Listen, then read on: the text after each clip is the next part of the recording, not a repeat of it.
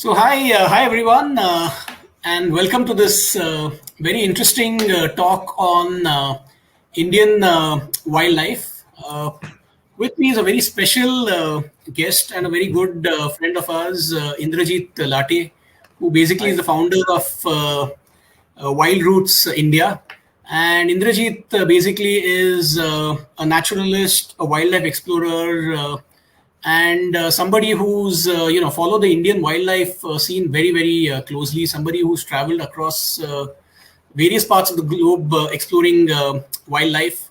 He spent a certain amount of time with the WWF as a naturalist in India. He's worked in various tiger reserves across the country as a naturalist. Has been part of various crews that have come filmed documentaries on Indian wildlife. Without taking much more time, I'll hand it over to Indrajit. So Indrajit, basically, what is it that drew you to wildlife to begin with? Where did the entire journey start? Yeah. Good morning, Prinay. Good morning, friends. I think it's a very interesting topic we've got today, and for the first time, we are doing maybe like a one-on-one conversation rather than a PPT where there's a photograph and we are talking about that picture and things like that. So yeah, so it's going to be an interesting hour. First of all, thank you for inviting me over. It's I know it's been long overdue, and we started talking about doing a talk like this for any and everyone under your brand, which is Posdale, which is pretty interesting thing. And I'm certain you should also talk about that somewhere midway through, so people will be aware of what you guys also do.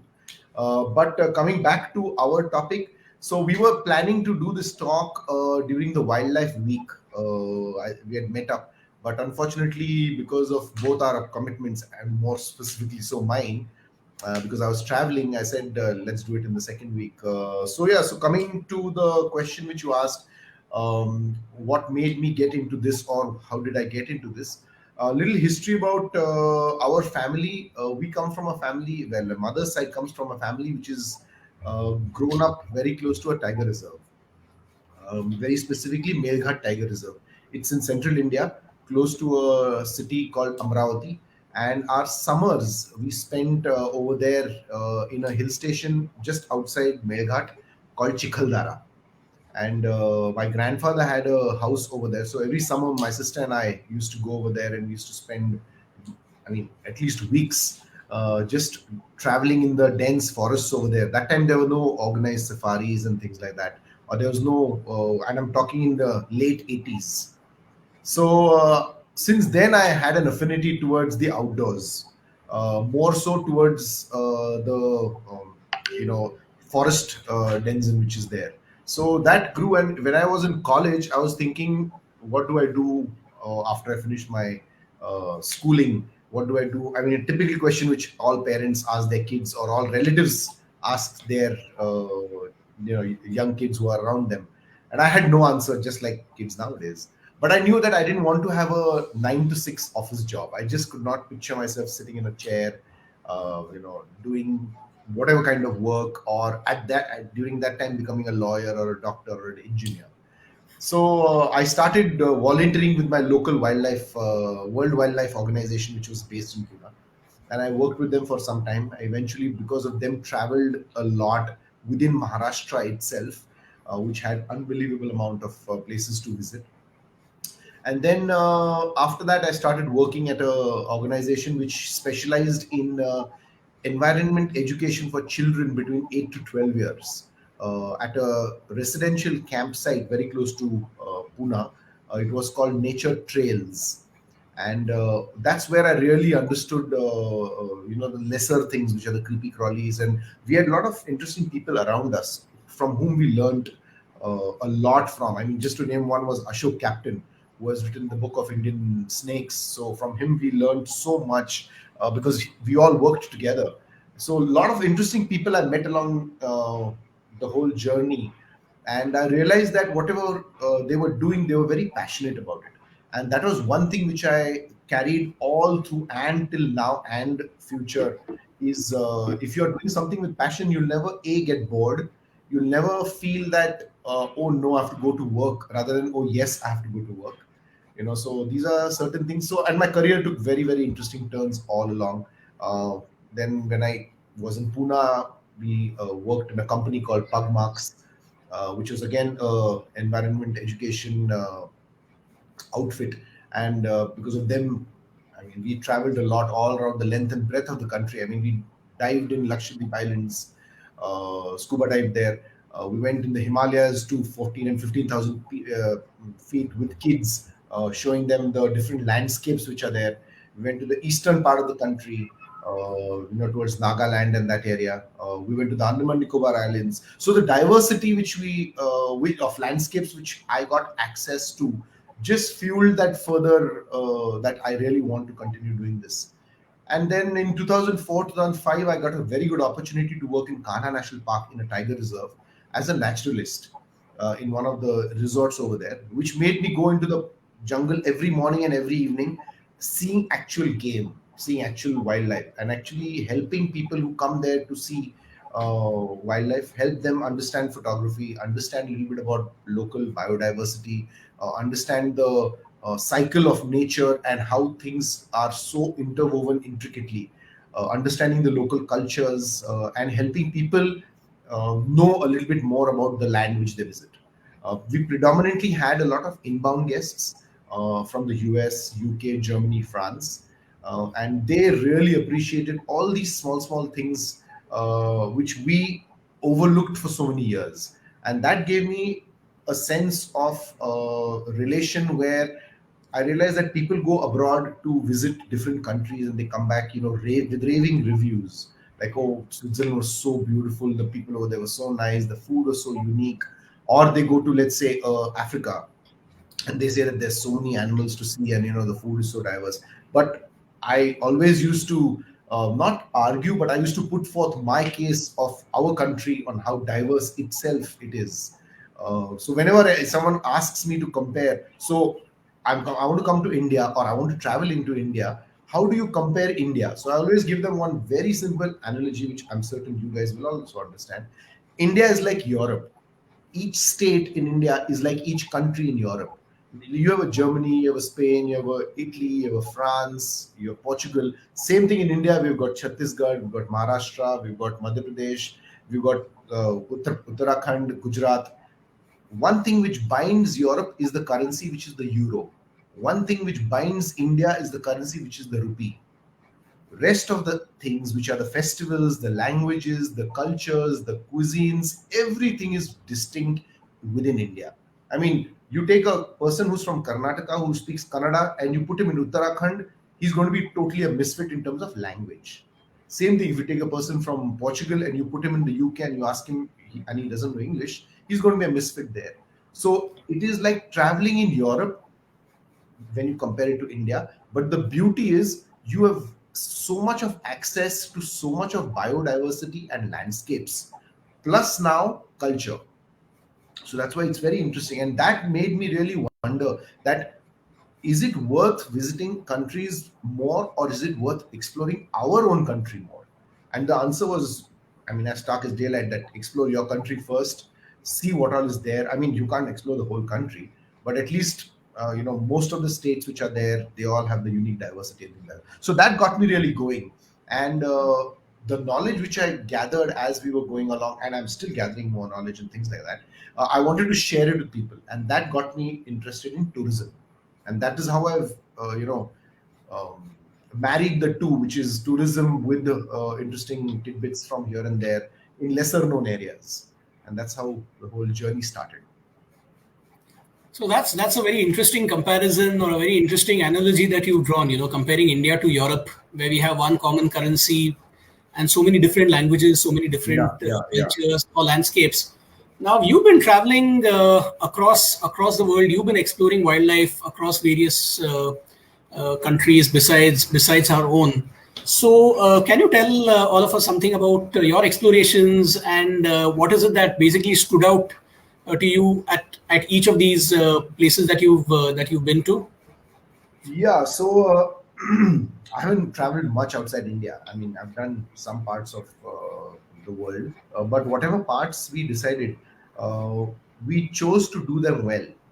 So, Manjari, who is also an avid traveler, and most of the people who are listening to this program know her really, really well. So, she also loves to travel. She loves to explore places. She speaks quite fluent Spanish, hence, that is an added advantage also.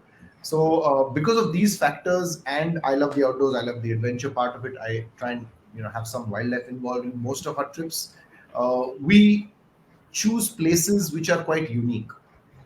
Of course, my dream destination since I've been a kid was Africa because of the kind of films and the exposure we had about the Masai Mara, the Right. Serengeti, Ngorongoro Plateau. And so I was like, okay, and if ever I want to go to some place to see wildlife, that is the place which is going to be. Saying that, I started looking forward to a trip into Africa, and sure enough, in the early 2000, mid 2000s, I had an opportunity to go to Africa, to Kenya, and more specifically to Masai Mara. Once we were there, I was not in awe of it, but I was stunned by the sheer landscape. I was stunned by the sheer number of animals which are in that particular landscape. And it's, mind you, it's a grassland landscape, most of it. Whereas my immediate thought was, in India, we do have grasslands, but how come we do not have such large number of animals? And the answer, I'm still looking for it, but one of the things which I found out was, uh, the kind of culture, the kind of population pressure which is over there is very, very different to what we have over here in India. Also, the landscapes were different, so the kind of animals which populated that landscape were quite different. So that was one very unique thing. But saying that, I still, when I came back into India and I went back into the Central Indian parks or the North Indian parks, I felt more at home. I felt that this is where I belong. So I don't know how I compare, outdoor countries outside with their wildlife. We also had gone to Bolivia, which was again a very unique destination. I'm certain half the people on this group would not be able to name the capital of Bolivia, but we chose that for the simple reason that it's one of the most unknown countries in South America, and we wanted to know about it. Manjari wanted to run on the white sand, white salt plains, the Salar de Uyuni. So that was a fascinating Right. for her also. So we, combined the whole thing and we went to Bolivia. We were there for close to about 20-22 days. It was an outstanding trip. So that is one another part. We also saw a part of the Amazonian side where we went looking for jaguars, we went looking for caimans, capybaras, and things like that. And yes, we did see a lot of them. Beautiful bird life, the rich culture which the Amazonian people have, uh, and of course the country itself, which is very, very unique in terms of its whole way it is set up. Unfortunately, political and other systems are, not letting it uh, go up to its potential. Another country we loved and definitely people should explore is Iceland. So we've gone to Iceland. So these are some unique countries which I'm telling you, which I've been and which I think I can or I should tell people about to go to visit. So Iceland was a dream vacation which we did. We were there for close to about 20 days again. We drove around the whole island. We saw amazing things. One of the first things when we decided to go to Iceland was, I told Manjari that I want to definitely go there and see puffins, because we've always seen these puffins, Right. flying fish in their, yeah, in their mouth and then coming and feeding their young ones. And we chose a particular time of the year to go over there and a location where we will see them. And sure enough, we saw these puffins. They're unbelievable birds. They're so cute. They're like miniature penguins who can fly. True. So True. that was so amazing. We were sitting in a hide. I remember this incident. We went to this place and we were sitting in a hide on a small cliff, and there was just very small grassy clumps all over. And the local guide who had told us to go over there, you should just go over there and sit and just see what happens. And that's that's what he had said. So we saw some puffins flying in the sky out into the ocean, but we wanted to see someone up close. Typical feature of puffin, Right. the fish in the mouth and going there. So we waited for about 20-25 minutes. We didn't see a damn thing around us. So we were both looking at each other. Okay, have we come to the right place? Have we come at the right time? Things like that. And all of a sudden, we just saw this flurry of activities of birds just coming straight towards us. And the hide was located in the middle of this, like a cliff which had these grass tufts around. And behind the tufts were these chicks which we didn't know. Oh. So we saw these puffins fly in. and super pictures even I got. And they had these fish in the mouth, and they came all the way down to the grass towers, which are like 10, 12 feet away from us. And as soon as they came, the chicks came out, Oh and it was wow. too funny. It was too funny. It was amazing. It was really, really nice. So that was one of the highlights from Iceland, which we had. Sorry, in Bolivia we had a very good incident where Bolivian rivers are infested with piranhas. And as soon Oh, as someone who hears about piranhas, exactly, that was my the reaction movie, also. yeah, the movie Prinay. Wow, yeah, I know. You have to be Right, careful of them, scared, they'll rip you to shreds and things like that. So right. we had a guide called Caleb who was from Bolivia itself, and he was our local guide.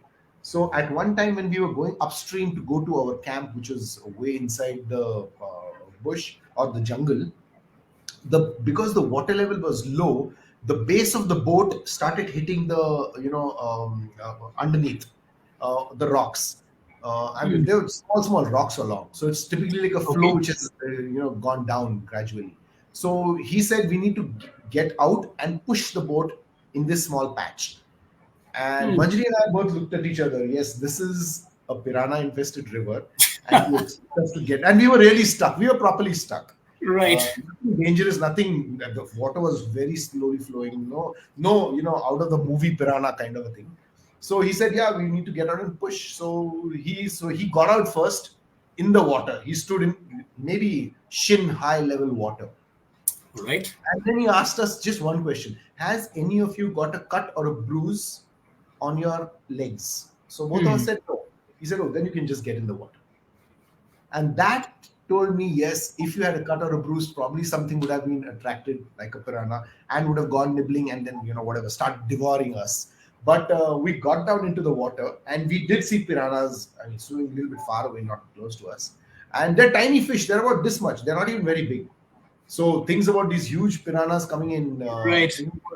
it was playing in the back of our mind.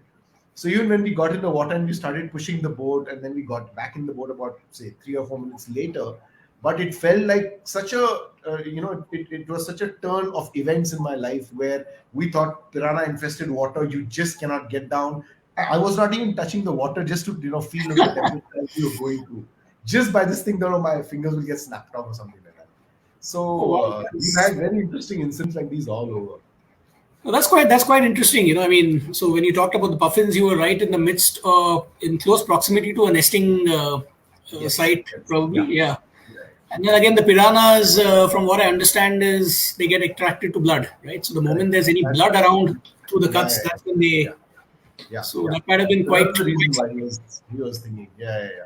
But Right. yeah, so coming back to the reason why we are doing this talk is one, of course, it was Wildlife Week. And I just wanted to share some interesting facts about Wildlife Week, which we organize in India. I don't think many people are aware. First of all, Wildlife Week happens in India from the 2nd of October to the 8th of October every year. Right. I think this time it was the 67th Wildlife Week which we had.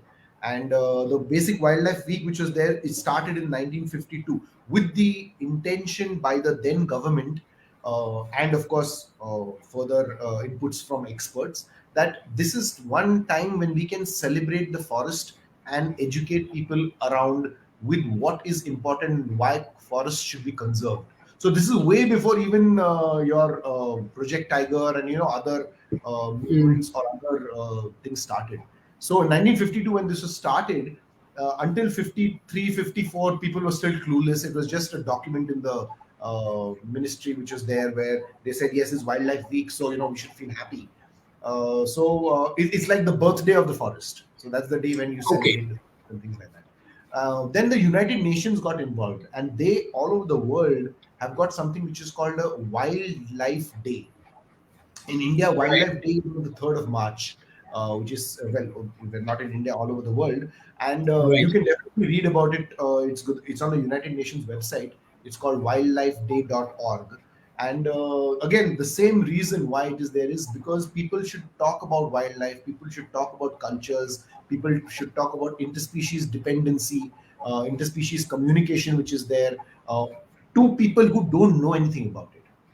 And that Right. is the main gist of this Wildlife Week or Wildlife Day, which was celebrated last week. So all the national parks put up huge banners welcoming guests and making sure they tell people or inform people a little bit more about why this is celebrated and things like that. So it's a very interesting concept which I really loved. Basically, to spread the word about the forests and landscapes in India. So this year's the theme for this year for wildlife, which was there, is forest and living livelihoods. That means depending the dependence on the forests. So people Okay. like the local tribals, the local community dwellers who are there, what is their dependency and what is their importance to the forests? So that was the Right. theme of this year's forest. So, for example, if you go into a national park, let's say a Gir or a Corbett or a Kana or a Ranthambore, there are people who live in and around those national parks. So, what is the importance of they being there? One, uh, what is the reason they're there? Two, and how are they dependent on the forest and how much of the pressure does the forest feel from them? So Sure. these are, and they've been in that area or living over there for centuries. It's not like they decided, okay, tomorrow we're going to go and stay in the outskirts of Ranthambore. It doesn't work that way. So Hmm. they're at least third, fourth generation people who are staying over there. So understanding their nuances, understanding the issues which they have, and just even being empathetic, not necessarily trying to help them, or if in case there is a capacity to help them, just of course help them, but understanding their side of the story rather than just one side of the story, which is they should move and we should have give enough space to wildlife or enough area to wildlife.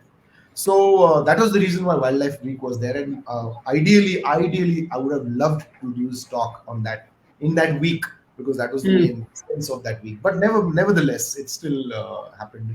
So yeah, but again, thank But you I once more. guess, but I guess you were where you were supposed to be during Wildlife Week, which is Yeah, right there in I the know. national parks. Yeah, So every October, right? So October 2nd each year. correct. What is the feeling that goes through your mind? Parks are opening up. It's time to go Well, hit the jungle. So what are the thoughts or what are the emotions that you feel the till moment some Wildlife years Week arrives? till some years ago, we used to all be excited because see, in India, national parks close on 30th of June and they The open on the first monsoons, week of October. Yeah, the monsoons they're closed. Until say right? about 4 5 years ago, the feeling which used to be, oh my God, 1st of October we are getting good. We are going to get to go to the park. We have no idea how it's going to be. We're going to meet old friends. Like the guides and the drivers and the resort owners and things like that. We're going to meet our fellow naturalists all around. Let's see what they've been doing. Let's see what new knowledge they have gathered in these 3 months. Things like that. But over the last 4 5 years, what has happened is national parks in India have got something called a buffer zone, which is around the Hmm. national, which protects the national park. Right, Tourism in the last 2 3 years has started in the buffer zones around the year. So right, because of that, you have sudden access to go into wildlife destinations around the year. So the whole, build up of 1st October, first safari is not as much as what it used to be, say 3 4 years ago. But right. the excitement is there that now, yes, even in the monsoons, we can go into national parks or buffer zones and experience the forest in a very different color. Last week Sure, I was sure. in Bandhavgarh and then I went to Tadoba. Just seeing a fresh green color grass and a tiger sitting or walking in it is just an unbelievable magic. So I mean, it's just pure magic. You're seeing all the streams, which most of the times are dry, flowing with blue waters. I mean, Wow. it's so beautiful just to see that, and then you see all these tadpoles as your jeep is coming to the water. The tadpoles jumping out from there, the Oh, fish moving, wow. and then you go through it. And when you're going through it, the mud which is under the tires, a car's tire, forms a small cloud in the stream and gives it different color. It's just beautiful. It's really beautiful. So So these it's are things. something that's totally different, something totally different from what one would normally expect during the Yeah. so-called, tourism Correct. seasons. Correct. So it was a In very fact, different feeling, but always it was still very interesting to go into the so-called core zone, because a core right, zone is a very unique feature which is there where you know that you are in a very pristine protected habitat, and you are going to explore it in a very different way. Whereas when you're in a buffer zone, you know that you're in a buffer zone where you might see some humans, you might see some cattle, because that interaction could happen over there. So right. that mental map which is there is quite different. Hmm. But the animals don't know that this is the buffer and this is the core and I should stick to the core and buffer. They just move according to Sure, whatever the sure. habitats is, depending on the time of the year. In fact, I think there were some really good visuals coming in from the buffer zones of Pench. If you Yes. recollect over the last Yeah, few yeah, months, yeah, yeah, you've got these tree hugging tigers, so the Kuraigat male or yeah, yeah, kingfisher, who yeah. became quite famous over the period of the last few, Sure, during the sure. monsoon period. Yeah, Yeah. so So social media has played a very, very important role, both for the good and the bad of it. sure, Where they have, I mean, everyone has now access. I mean, you could be sitting somewhere in the US, or you could be sitting somewhere in Australia, and you could have exact idea of what has happened on the morning safari in, like you're saying, Page National Park. I right, mean, right, earlier they had no idea, and they used to just depend on people like us. That, you know what, just let's go to Pinch, and definitely we'll get to see some interesting wildlife over there. And they used to come right, and, definitely see something. But now they can actually sit in the comfort of their home and get first-hand information and choose. Okay, this is where I want to go. This is what I want to do. These are the number of days I want to go, and things like that. So yes, of course, it is a good thing that that exposure has given a different kind of a tourist angle to even Indians, not only international visitors, sure, but now even Indians are flocking wildlife reserves like never before. Earlier sure. on, I'll give you an example, a statistical analysis where in Kana National Park, we used to, of the 100 guests who used to visit it, at least about 64 or 65 were Indians, and as in domestic visitors, whereas the other part was for foreign visitors. Now that same number has gone to, I mean, non-COVID times, I'm saying now, that same number has gone to nearly about 82 to 83 Indians, as against the 18 or 19 foreigners coming in. So Indians have really taken to wildlife for whatever reasons. Maybe it is something which they've seen or been exposed to so much through television. Maybe because they've got family and friends who are now talking about it. Maybe it's people like you and me who talk about it at small gatherings, which then has a Right. ripple effect. Then it moves ahead. So it's moving in a very, very positive direction. The local people are benefiting big time. They are getting very nice Sure. livelihoods. I mean, you can have someone who's working in a lodge who's, into housekeeping. You can have a Right. jeep driver. You can have a guide who's there. You can have someone working in the forest department who's there. You can have a vegetable vendor who gives food to the resort for their regular needs. So many Right. different kinds of livelihoods are being supported because of tourism, and it's a Sure. very important and integral part of the whole community conservation based tourism which is there. In fact, I recollect when we visited the Kana Jungle Lodge also last year. The wonderful work that the team there has done in Yeah. terms of Mhm. employing the locals in various fields of work, be it as guides Sure. or working in the lodge. That was one part, and also the way they've upskilled the locals over there. Yeah. To Oh yes, yes, come up with yes. absolutely world class, international class Definitely, hospitality. definitely, Something which definitely. you would find probably any part of the world. So here you've Yeah. taken you've employed people, you provided employment to people from the local forests or Community. from the Yeah. local Yeah. community, and Yeah. you've given them the kind of skill to, let's say, prepare cuisines or to maintain the lodge Yeah. the Yeah. way it Yeah. would have probably been done any place in the world. Sure, sure. I That's totally truly 100% agree. And now you say this because you've experienced it, right? right. So Absolutely. more and more people who go to these kind of places and experience, I mean, like what you said, Kana Jungle Lodge and what Tarun and Dimple have done over there is Absolutely. just Yeah. magical. And it is one of the examples which is being followed by most of the lodges all around the country. I mean, you go to a Right. Kaziranga, you go to a Bandipur, you go to a Gir, you go to a Corbett. Most of the lodges which are sensitive lodges are now employing more than 80 to 85% of local population. And like what you rightly said, they're employing them and they're getting their soft skills built. So you could Right. have a person who is he just likes cooking, but he has no Yeah. other idea of cooking, and then they train him on how to cook and things like that, and he puts out these dishes which are amazing. I mean, he won't put up European food or he won't put up continental food, but even the local food, which is very important and which what all of us want to go there to experience, is an amazing affair. So it Right. is magical. Even the guides, as you rightly said, I mean, in Kana Jungle Lodge, there's a guy called Vinod. You all met him. So Absolutely. Yeah. he used to be, he was the son of a elephant, of a mahout. and he started working as a guide who used to take people into the park and come back.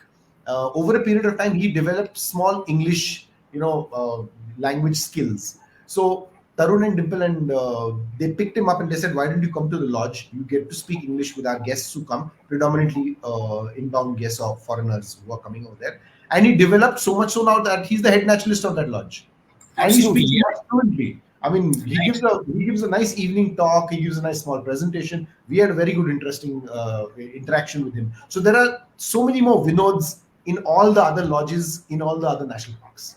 Absolutely, That is the absolutely. essence of the whole successful tourism which is happening in most of the lodges in the country. And I'm sure because of that, the locals will also take a lot more active interest in the wildlife and play a very critical role in Definitely, the definitely, conservation. because they're So, seeing their own develop and reach certain, levels. So they know if he can do it, yes, it is possible for us to do it also. Another big yeah, step is now girls are also getting involved in it. So even sure. now you've got local girls who are now naturalists at lodges in and around the country. So that is another that shows that you're really moving in the right direction. Because if you see in rural India, it's quite a conservative society to have a young girl who's say 18 or 20 or 24 working in an alien environment where she's sitting with say 4 or 5 unknown people on a jeep safari and holding on her own and giving them information about what her land has to offer. But after Right. seeing the success of, let's say, her brother, her uncle, or whoever has been working over there, they also are now getting the confidence. And now, 3 years ago, one of the girls who was from Kanha, she was voted as the best girl guide all over India, which she went and took a prize for. So, I mean, it's really creditable. And of course, looking at her, like what you rightly said, other people from the community are following suit.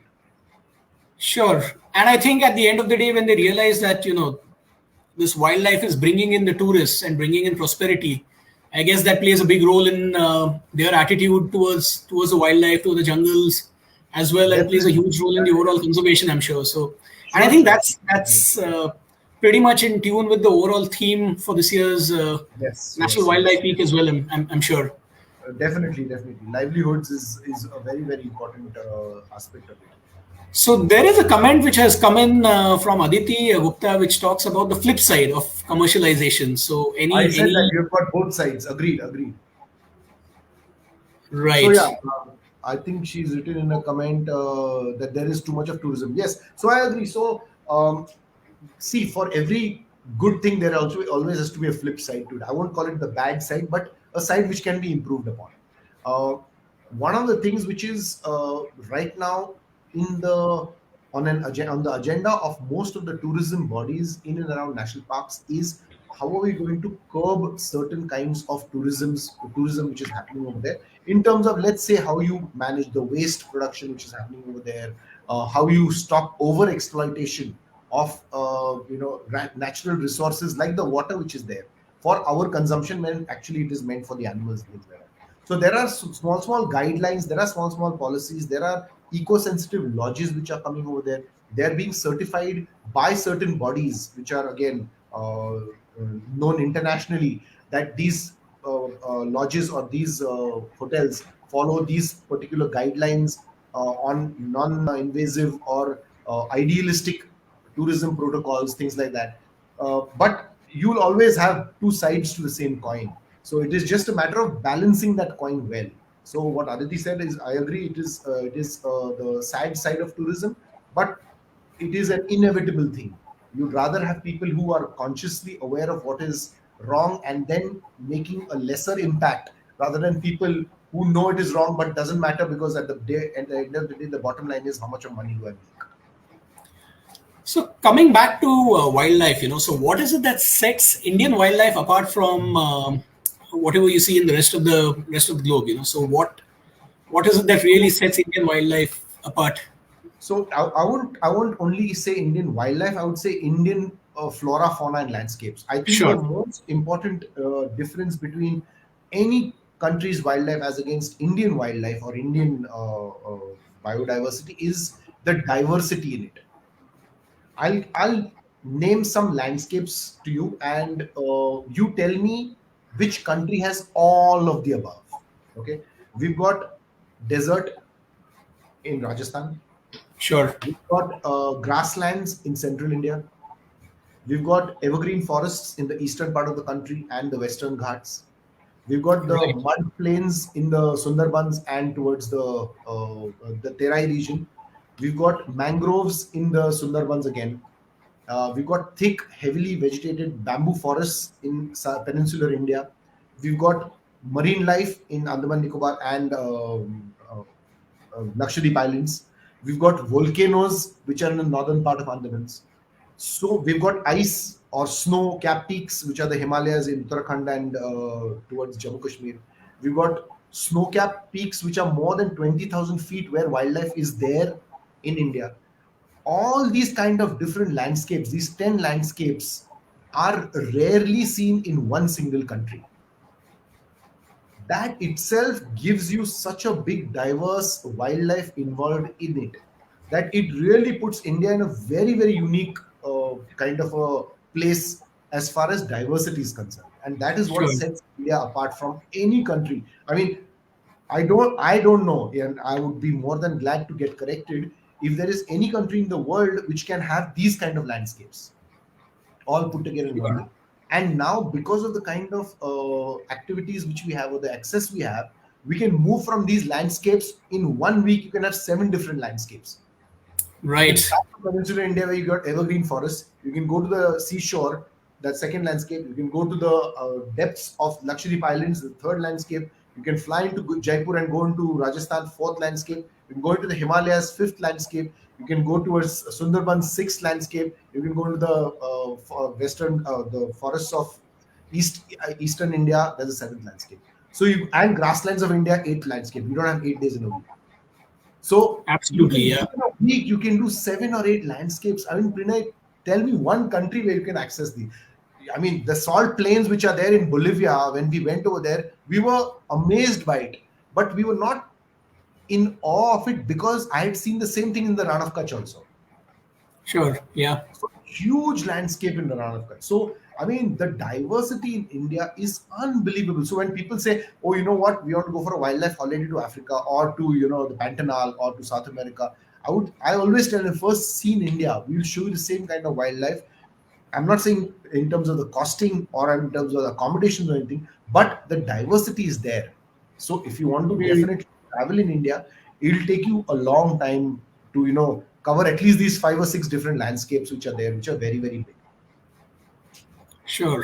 Now that's really interesting. And with so much of biodiversity, I'm sure there'll be a wide variety or a wide range of species as well.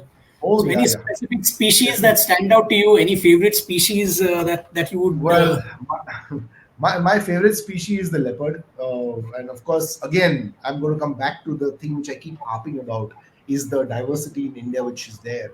And the leopard is one of the most adaptable of all the cats, especially, but also the animals which is there. I mean, you've got leopards in Mumbai at the RA Milk Colony area. Right.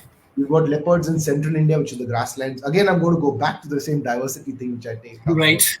We've got leopards in the western Ghats, which are thick forested patches. You got leopards in the eastern part of the country, again, evergreen forest. You got leopard in the Terai, which is the Corbett area. You got leopards in Himalayas, the snow leopards which are there. So leopard is such a unique animal, and that's according to me. Everyone has their own favorite animal, that it can adapt itself and sustain even on very small prey and yet not be in front of everyone. So it's an amazing creature. So I always am very fascinated by the leopard just because of the sheer adaptability of that creature. But saying that, I'm very fascinated generally also with a particular species, which is the banyan tree. It is one of the most iconic trees in India. It has got such a magical, mystical feel to it that as soon as you're in the vicinity of this any sized banyan tree, I mean, we've seen Right. trees which are more than 300, 400 years old, where they've got such a huge girth. I mean, the one which is there in Calcutta it's protected, but it's huge. It's as nearly as big as a football field. But Right. just going there and just feeling that energy and the amount of wisdom which that tree has experienced and the amount of information it shares with us is unbelievable. So I think fascination is two things. One is banyan trees and one is leopard. The cherry Sure. on top of that cake, on top of that, is a leopard sitting on a banyan tree. Wow. So have you actually seen a leopard on a banyan tree? Yes, we have. We Wow. were lucky enough to see it in central India itself. So Nice. there is a place which is there in central India near Pench National Park, and the place is called Jamtara, and it's a Right. beautiful camp which is there, and they've got a 300 plus year old banyan tree, and one of the days when we were in that area, we had a leopard. It was sitting on one of the Oh, wow. trees. So it was, yeah, it is magical, no question about it. That's wonderful.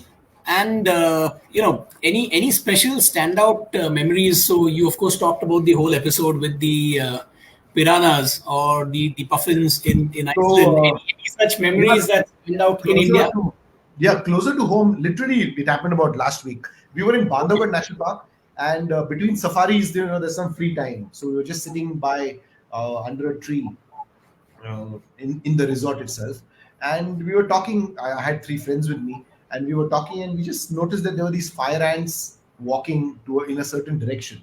So I mean, we didn't pay much attention. We were just looking at, okay, fire ants are going. After Right. some time, we saw them coming back, and we were wondering, okay, what happened? What is happening over here? Then we all got down on our knees and we were looking at these fire ants. What they had done is they had gone in towards a termite mound, Wow. and they were raiding the eggs of the termite mound, and they were coming out from there.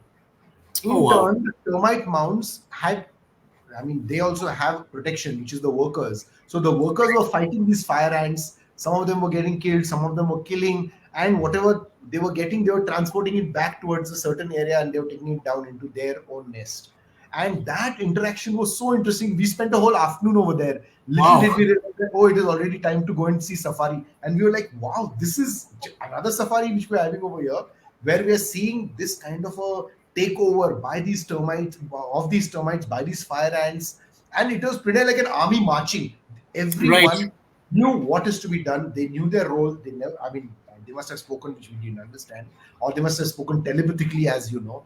And they Sure. were all going in the same direction, coming back from the same direction, going into that thing. If one of them was injured, the other one was lifting it and pulling it back away this side, and things like that. But it was amazing, really amazing. That day, if we had a choice, maybe we wouldn't have gone on a safari. We would have just continued sitting over there. So I Wow. made a small video and I put it up on my Facebook page We've also. seen that. Yeah, I guess on your Insta as well, So right? interesting thing, That's the one. exactly, on Yeah. my Insta page also. So it is so interesting, and these are the things which I think we miss out because we are going out and looking for larger things. So there Right. are Yeah. some interesting things which are also there.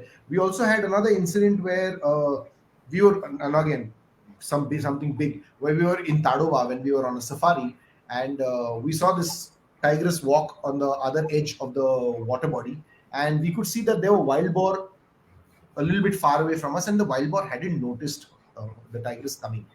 The tigress also, in turn, had not noticed the wild boar, and the distance between the tigress and the wild boar must have been about 70-80 meters. Then the tigress noticed the wild boar, and she sat down and took a crouching position. The wild boar, it was a family of boar, a sonder, where there were young ones also, and the young Right. ones drank water and they were just running around playing. And one of the wild boar young ones, the piglets, came towards the tigress, not knowing that she was there because she was crouched really low to the ground. Hmm.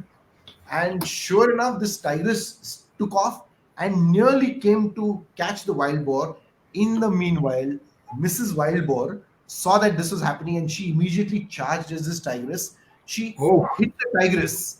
The tigress turned away and went back into the bush, whereas the piglet was saved and the whole family went back into the bush there. Oh, So it wow. That's happened quite something. Yeah. literally, yeah, it literally happened in like about 22 to 23 seconds. Wow. So unbelievable, and it was just out of the blue. We knew something was happening, but we didn't know it was going to be so epic.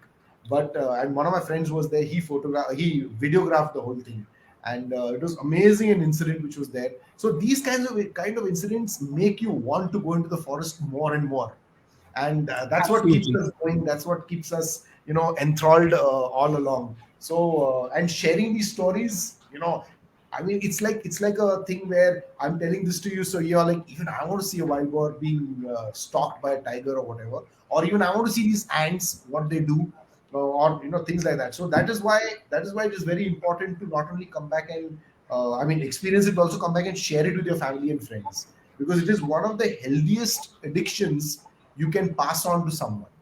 Sure, So sure. when I do a lot, so I do some talks on career counseling or career guidance, not counseling, on where parents ask me, what, my son or daughter wants to take up the outdoors or wildlife as a career, and since you've been in it, please give her an idea and talk, or give him an idea and talk him out of it.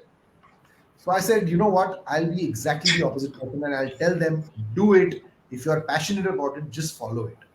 Everything will fall in its place as you go along. But if you want to really get into wildlife, or if you want to, make this a career, make sure you're passionate about it. Without passion, this kind of a job profile is very, very difficult to keep up with. So I'll give you a very rough day in what happens in my life when I'm on a safari. So you wake up at about 4 o'clock. By 5 o'clock, you're ready to go on a safari. 5:30, quarter six, you're going on a safari. You come back by 11:30, 12. You have lunch. You rest for about an hour or so. At 3 o'clock, again you get back on a safari jeep. You come back by about 6:37. You have dinner. By the time you go to bed, it's about 10:30, 11. So 11 to 4 is what you get rest time.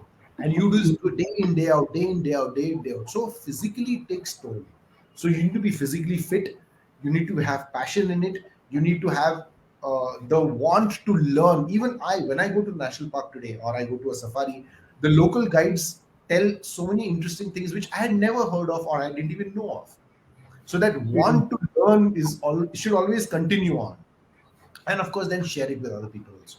So definitely it is one of the healthiest addictions. Now a lot of my friends kids always say, uncle, we want to do something like what you do. So I said, yeah, it's right now looking very glorious, but when you man hours, when you put in the years, that's when you actually realize that yes, this is something really I wanted to do.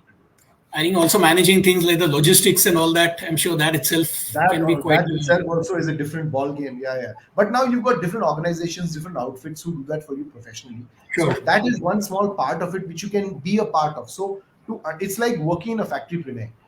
If you really want to feel how the owner of the company feels, start from the shop floor, Right. work with the workers, see what they are moving, then go to the middle management, then go to the top management, then you can become the CEO. So here also the same thing. When you want to understand how the whole tourism industry works, look at the right ethical practices which they do, see what fits in your principles, work according to that, and then move up slowly, understanding the logistical and also the natural history tidbits which go along. Sure. So we've talked about various memorable instances.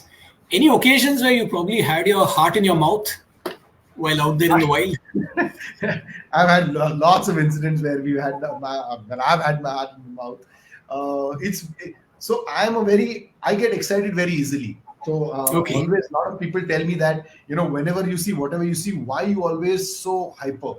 Like Manjari always says, don't be hyper, relax, relax. But I'm just that personality anyway. So yeah, it doesn't matter even if you're seeing a hornbill feed its chick in the hollow of a tree or whatever. These are all magical moments, and the reason why I feel so privileged to see them is because I have seen these things on documentaries. Right. To Yeah. see them in the wild, to see them live and in front of you, without having any qualms about, oh no, is this good, is this bad, or having any judgment about them, is so beautiful. I mean, when we were in Kaziranga, Prinay, you and me, we had gone, Right. just seeing that huge elephant come out from the trees, Absolutely. Yeah. walk towards us, acknowledge our presence, and walk away.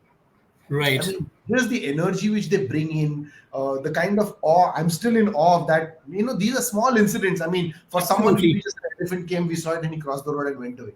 But to spend time over there, to just see how these gentle giants function, how when they Right. stop or when they're moving through the forest, you don't hear a single snap of a twig, you don't hear a Yeah. single branch break, but it's nearly 2 tons of animal moving through, and how they maneuver themselves. They've got such small eyes, they know every part of their body, where it's touching, what is happening.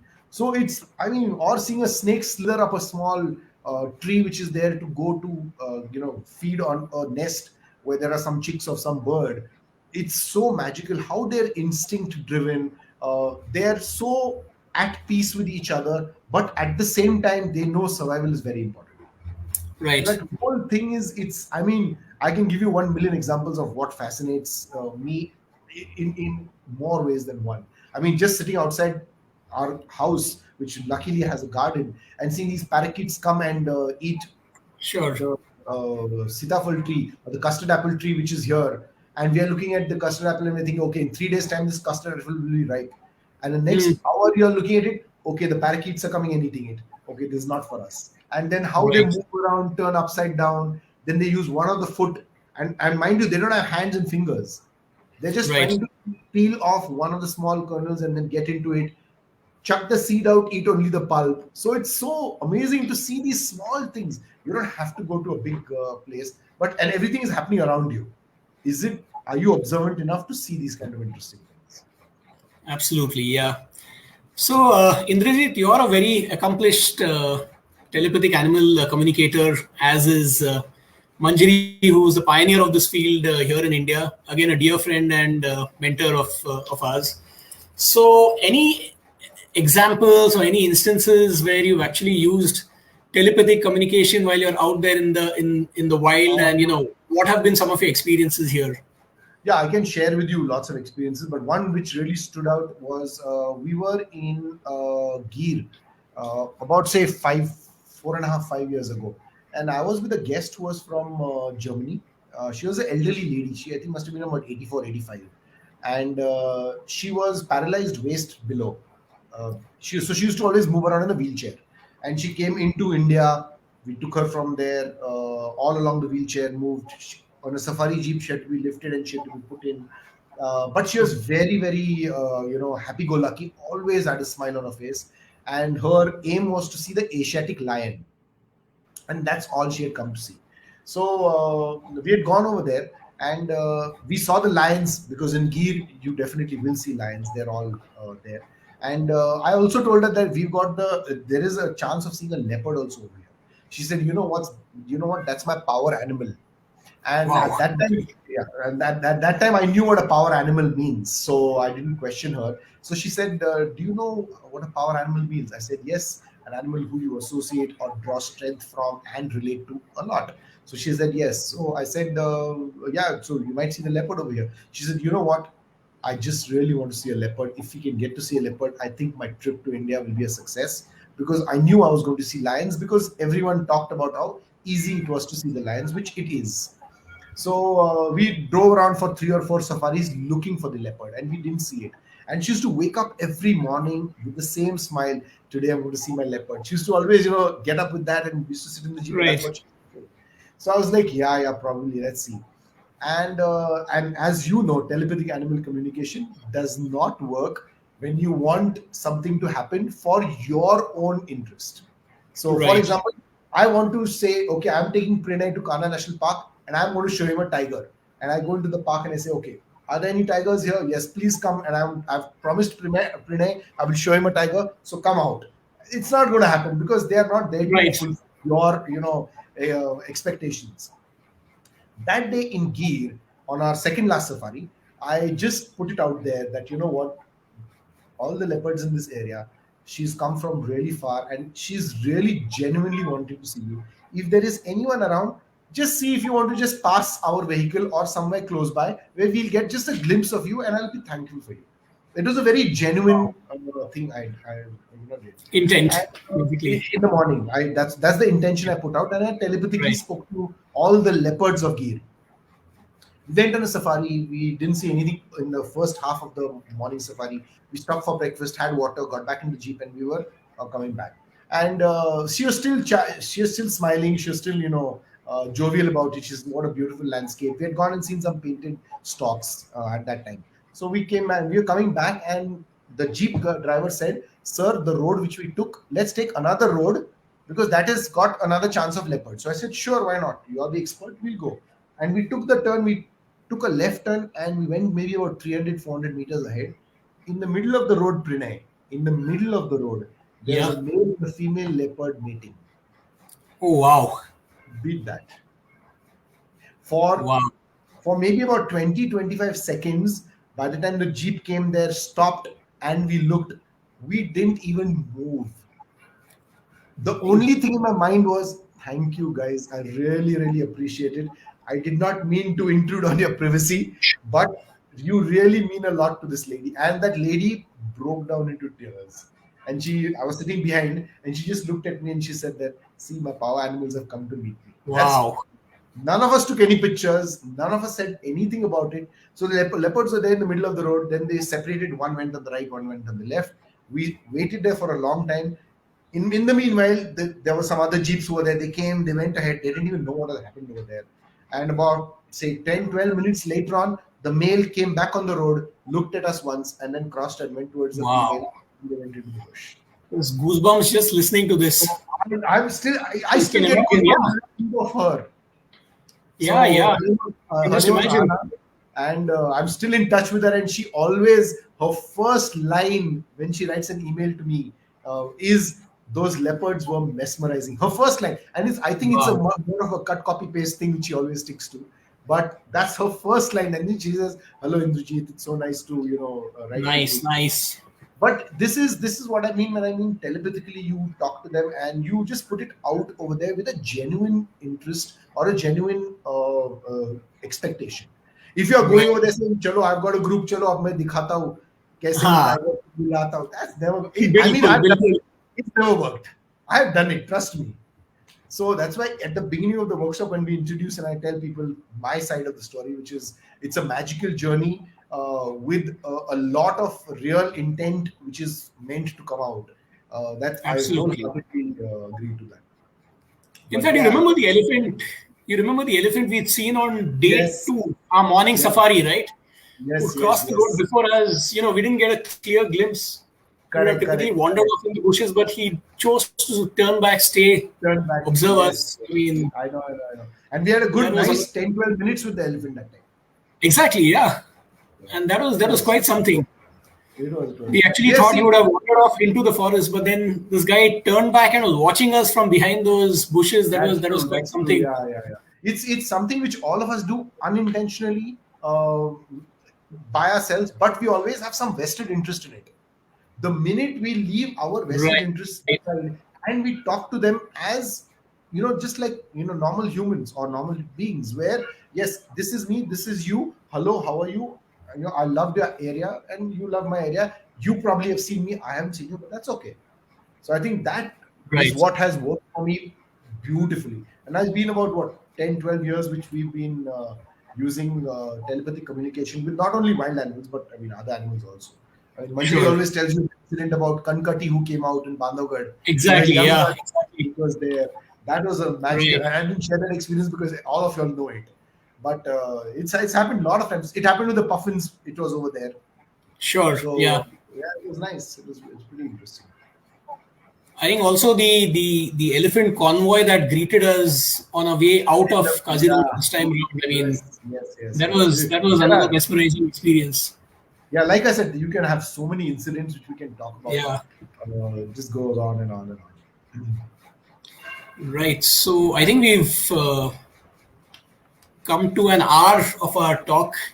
Didn't realize Oh, how quickly time sped yeah, past, that's but right. yeah, we are an hour. Yeah, we Yeah, are an hour into our talk, and true, true. yeah, Tanu has something to say. I remember mentioning to Indrajit, must have seen some of Yes, some I sessions. agree with what Tanmay Yeah, is saying. They're always extra special, and no two uh, days of or no two safaris are the same. Even if you're going on the same, it's like going on for a walk in your local park. When you're going for a walk in your local park, you're not going to see the same bird in the same place. You always see them moving around. So it's correct. always a different experience. Something is different. Something has changed. You are changed, or there is some other thing. So Sunil also says yes, nature always responds to pure intent. One hundred That's percent, that's Sunil. very He true. knows no one better than him to know all these things. Yeah, but it's amazing, and I'm So certain now yeah, when all of us are going to meet in say Kana, Pench, or our trip to Sanjay Dubri and Bandhavgarh, we are all going to experience this at a very different level also. So it's going to be very interesting a absolutely. Yeah. journey again. It's going to be an amazing thing. So we have time maybe for a few quick questions. If anyone wants to put it across, you can just put it in the chat box in the comment section. In the meanwhile, can I share one more incident? Yeah, sure. Absolutely. So this was in 1997, 98, and we were in Nagzira, which is a small wildlife sanctuary in Hmm. Maharashtra, the northeastern side of Maharashtra. And we were over there, and I had taken a group of children between say about 12 to 15-year olds. About 20, 22 children were there with me, and they'd gone on a nature camp in Nagzira, and we were staying inside the forest with the forest department. And over there, of course, Wow. that time there were no jeep safaris or anything. Everything was on foot. We were walking over there. And one of the evenings, we had scheduled a night walk or a dusk walk. And the forest guard, me, and seven children, along with me, we went for a walk on a proper main road of the Nagzira forest from the forest department guest house until a patrolling camp and back. So it was about 3.5 kilometers one way, and all the children were excited about the whole walk. And the only thing before going, I told them that, you know what, we all need to walk together and we don't need to make noise. If we see something in our torchlight, I'll tell you what it is if I can identify it, or if the guard can help us. And the guard, he was walking with a stick, so even we were walking with a stick, so all of us had one stick each. So like that, I had one group, another naturalist instructor of mine, he had taken another group to sit on a machan. A third group who had gone and they'd done a water hole. So that was the 21 of us who had gone in different directions. So my walk started, and we walked for about 15, 20 minutes. We were looking at small things. We heard owls hooting. We heard some nightjars chirping and things like that. We heard some sambar giving alarm calls quite far away. We also had spotted deer giving alarm calls quite far away. And we were excited. We are on foot and we're in tiger country and we're hearing these alarm calls. It's scary but exciting at the same time.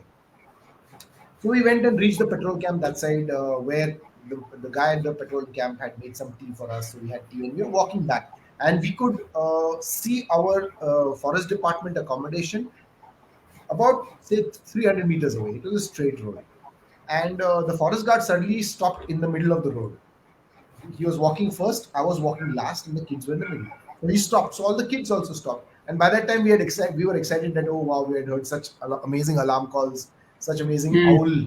owl hooting and things like that. So we were all happy. And we were on our way, and then the forest guard suddenly stopped. So he stopped, so I also stopped, and I had a torch. So he said, "Sir," and he spoke in Marathi because that's what the predominant language in that area was. So translation was, "Sir, there is something on the side of the road which has just crossed and is sitting on the side." So I showed my torch, and I could only see two eyes which were blue in color. Now, does it mean that's a tiger, leopard, wild dog? What? I have no idea. I'm not an expert on reflective light colors, because in a white flashlight, the eyes of a spotted deer look red, but in the yellow flashlight, they look blue. So I don't know what that was. Anyway, Hmm. so I said, okay, we'll just wait until whatever is there. He said, huh. So I said, after about 1 or 2 minutes, the children got, so what is it? What is it? So I said, I have no idea, but it's sitting there on the side. You can see the eyes. And they were about 1.5 foot away, above the road. So it could have been any animal. So we waited, it didn't move. So I asked him, what do we do? He said, sir, हम जोर से बात करते उस तरफ बढ़ेंगे. So as in we'll make sounds, we'll talk loudly, and we'll start walking as a group towards that thing, because it's on the main road itself. So we made noise, and we went closer. We went about, say, 10, 12 meters. That thing didn't budge. So I said, you know what, let's just wait. So he says, okay, we'll wait. And then I put the torch off, and I told him that, you know what, we'll wait here. Let's see if we can get a walkie-talkie and ask one of the vehicles to come and pick us up. So he said, sir, मेरे पास walkie-talkie नहीं है. I don't have a walkie-talkie with me. So I put the torch on again. I was shining at that place. No eyes. Disappeared. Wow. So I was like, oh my God. No, now my problem was, where has it gone? Right. Where it was. See, as long as you know it was there, you're okay because you know it is there. Now we don't know where it is. So I was flashing my torch all around. Not a Correct. single, set of eyes. Then from behind, we heard a huge alarm call of a sambar deer. Huge. We just jumped out of our skin, literally. And then the kids realized, oh my God, this is serious. And so did I. And we knew that could have been a predator. We didn't know what it was. Hmm. But that alarm call by that sambar deer really threw us off. Even I was really scared. Seven kids with me, and on foot, and we can see the accommodation, and we had to walk over there. and then we slowly got together. Trust me, Prinay, that day I remembered all the gods. I don't believe in gods, but even I remembered all the gods. And when we reached back, uh, we got those guys to go on the road, and there was a tiger sitting in the middle of the road at the same place where the Sambar had made an alarm call. Wow. That must have So been yeah, it was epic. heart Now, and this mouth is what I say to you, man. I mean, we experience. didn't see the tiger, obviously, but we are now assuming that the eyes which were on the side of the road, which the forest guard said had crossed and come this side, Right. was the tiger. That's what we are assuming. And we want to feel proud that, okay, we saw a tiger on foot. But the highlight of that story was the sambar deer giving and we didn't know the sambar was close by. He was literally Right. about say 20, 25 meters from us. But the alarm call, and you heard the sambar deer alarm call. Yeah.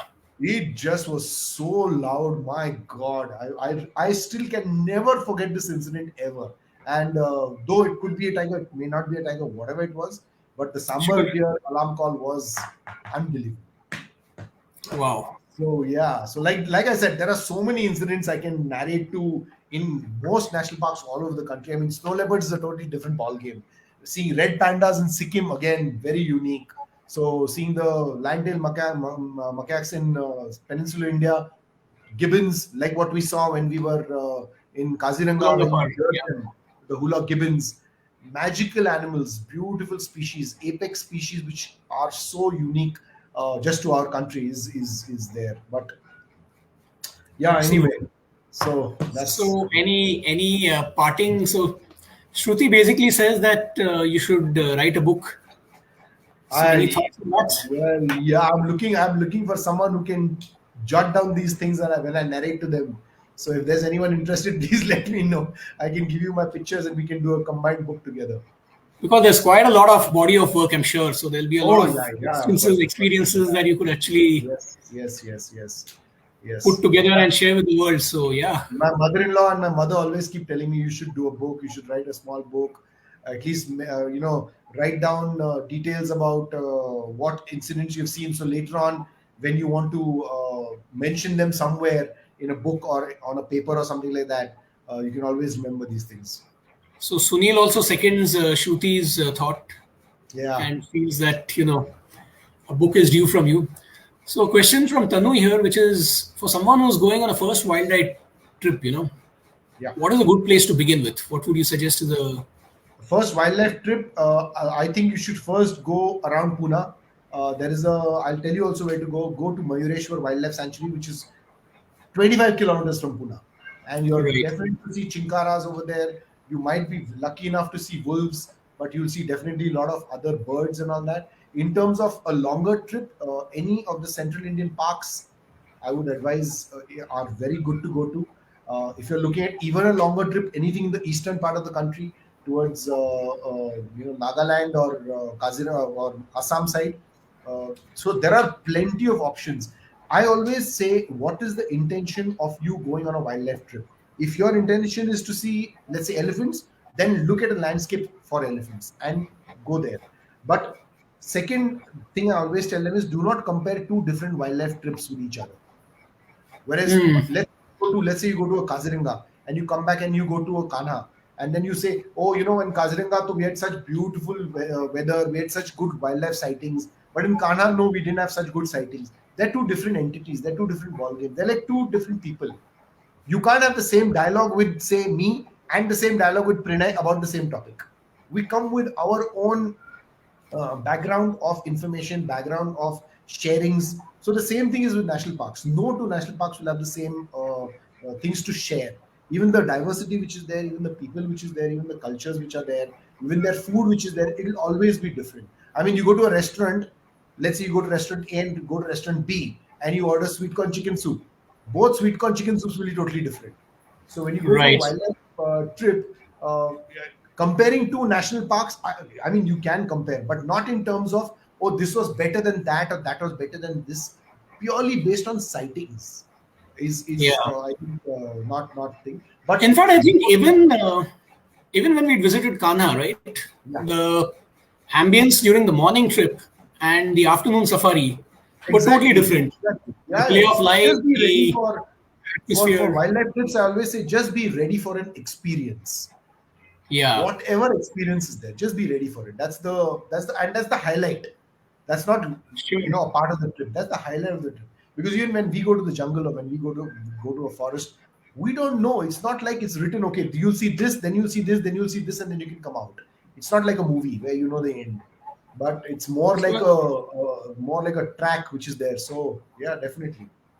So I think Indrajit, you can start working on the book, because as we speak, we've had Shruti, we've had Sharayu, and we've had Tanu. All three of them, volunteering to help you write that book. So I yeah, think you could start. I'm going to meet all three of them on one of these trips, and we'll discuss more in detail about them. Wonderful, wonderful. Definitely, definitely. So great, Indrajit. This was a wonderful talk with you. As always, it's always a delight interacting with both you and Manjari, and the kind of knowledge that you'll have, the kind of experience that you'll have in this particular field. Even as we get ready to sign off, Tanushri says Jia is all set to do the proofreading. So we pretty much have that book taking shape. I know it already is taking shape. Yeah, yeah, yeah. That's Yeah, true. yeah, that's really wonderful. Now the pressure is on me.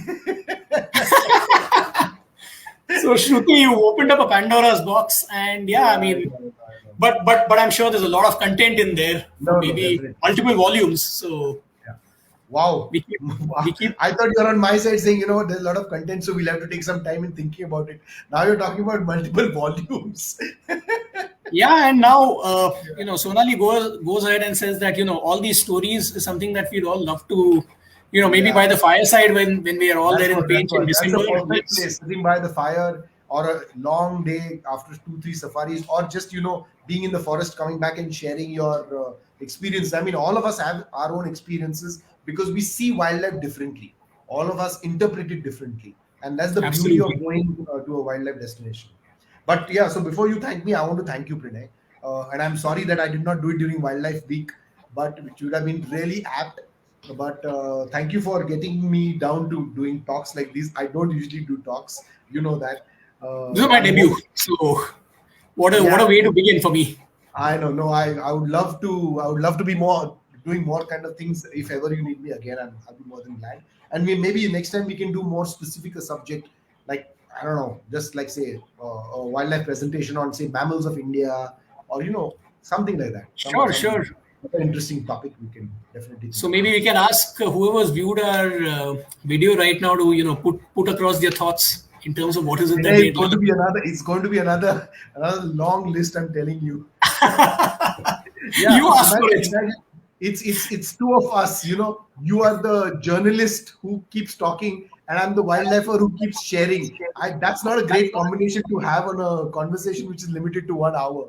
It's good to take nudge a single and watch from the non-strikers, and that's what I'm Yeah. doing here. You're playing all the shots. So I was wondering when you're going to get that cricket angle into it. How the angle of cricket has to come through, man. You're amazing. You're amazing. so great once again. Thanks, Indrajit, Yes, and thanks yes. everyone for joining us as well.